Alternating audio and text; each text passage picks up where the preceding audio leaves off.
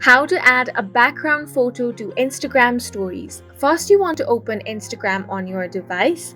Now, you just want to find a photo that you want to put on your Instagram stories. So, let's say this one. Now, you want to take a screenshot of this post and then edit out all the unnecessary bits just to make sure that this photo is in your gallery. Now, you want to tap on this button right here and then tap on Add to Story. Once you do that, you want to tap on the sticker icon. And now you want to tap on this icon right here.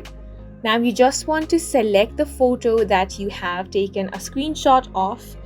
Now what you want to do next is you want to make sure that this post right here is small.